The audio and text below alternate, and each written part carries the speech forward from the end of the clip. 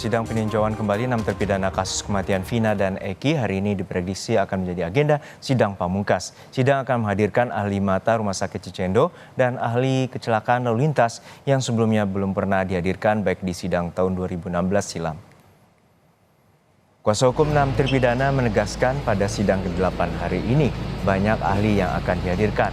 Ahli terbagi ke dalam 4 bagian. Mereka adalah ahli pidana, ahli kecelakaan lalu lintas, ahli forensik, serta ahli mata. Selain 6 orang ahli pidana, kuasa hukum juga akan menghadirkan 2 saksi testimoni de auditu.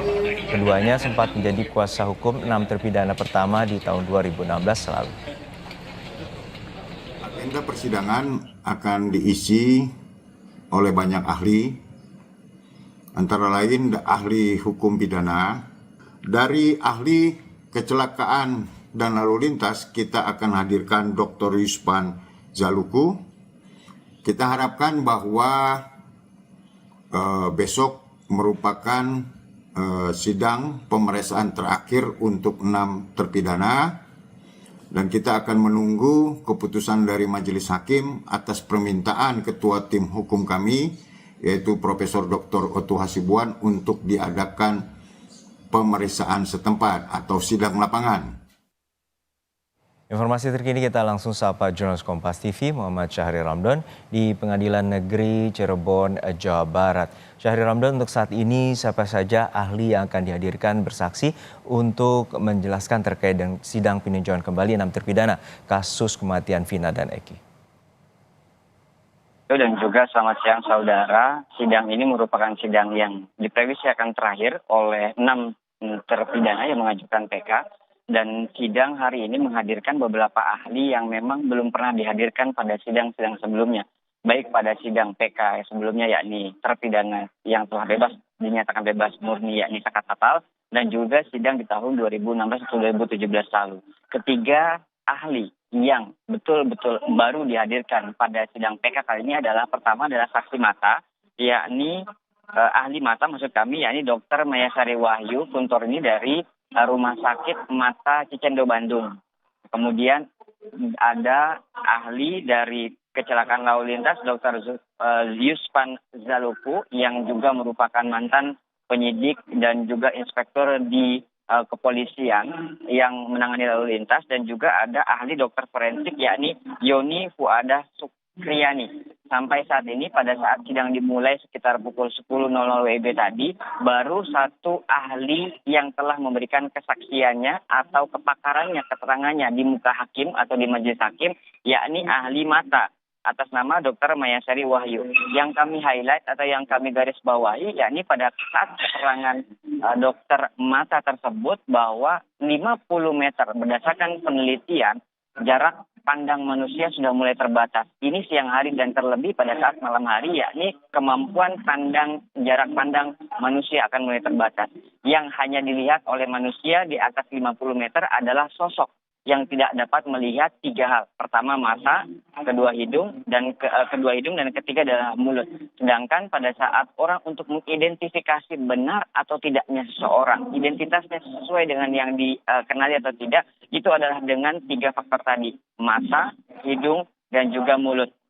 Tidak hanya itu, pada saat objek bergerak, ada kendaraan atau dia menyontohkan pada saat kereta api lewat, seorang hanya dapat melihat objek secara luas, tidak dapat bisa memberikan informasi yang sangat detail terkait barang-barang tersebut, misal merek dari sebuah kendaraan, jenis motor kendaraan, dan juga warna yang digunakan pada saat apalagi itu terjadi di malam hari. Sampai saat ini pihak majelis hakim masih terus melakukan pemeriksaan dan juga sejumlah ahli masih terus memberikan kesaksiannya. Yang saat ini sedang berlangsung, Juno, adalah ahli dari kecelakaan lalu lintas, yakni Dr. Yuspan Zaluku, di mana setelah memberikan informasi terkait diri keprofesionalitasan dirinya sebagai ahli kecelakaan lalu lintas, Zulfan memberikan jawaban dari beberapa pertanyaan-pertanyaan yang diajukan oleh kuasa hukum dari 6 terpidana. Secara garis besar, kecelakaan lalu lintas harus dilakukan penelitian secara saintifik sehingga akhirnya dapat memberikan keterangan yang sangat valid dan dapat dipertanggungjawabkan terhadap publik. Sampai saat ini masih kami dengarkan dan kami ikuti proses persidangan tersebut dan nanti kami akan kembali melaporkan kepada Anda, Juno, dan juga saudara. Oke, ini merupakan sidang pamungkas. Lalu sebenarnya bagaimana nanti kelanjutan dari sidang, terutama dari tim jaksa untuk terkait dengan sidang peninjauan kembali bagi 6 terpidana ini? Satu hal yang menarik dari sidang hari ini yang kami dengar tadi pada saat jeda antara ahli mata setelah selesai memberikan kesaksiannya, kemudian ada proses jeda sedikit sebelum kesaksi ahli kecelakaan lalu lintas, kuasa hukum memberikan pertanyaan kembali menunggu jawaban dari majelis hakim terkait upaya untuk melakukan sidang secara terbuka di lokasi kejadian. Ada 3 lokasi yang rencananya diajukan, yang sudah diajukan oleh kuasa hukum 6 terpidana untuk dilakukan sidang terbuka di tempat. Yakni pertama adalah sekitar rumah RT Pasren, yakni warung di mana terpidana itu mengumpul. Kemudian juga lokasi yang diduga merupakan yang telah diputuskan merupakan lokasi pembunuhan, yakni depan SMPN 11 Kota Cirebon atau di belakang showroom tepatnya. Dan yang ketiga adalah jembatan Talun yang merupakan tempat di mana Vina dan juga Eki ditemukan tewas atau terkapar pada malam 27 Agustus 2016.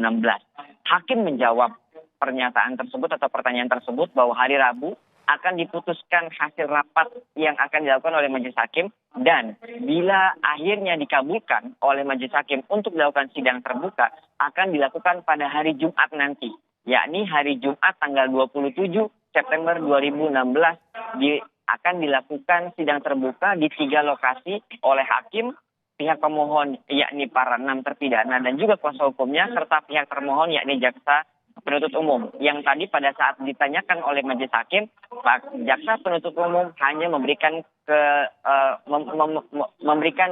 kepada majelis hakim sebagai keputusan utamanya apakah akan dilakukan sidang terbuka di lokasi ataupun tidak.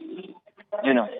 Kita nantikan bagaimana akhir dari sidang peninjauan kembali yang akan dilaksanakan pada tanggal 27 September mendatang atau Jumat depan. Terima kasih jurnalis Kompas TV Muhammad Syahri Romdon dari Pengadilan Negeri Cirebon, Jawa Barat.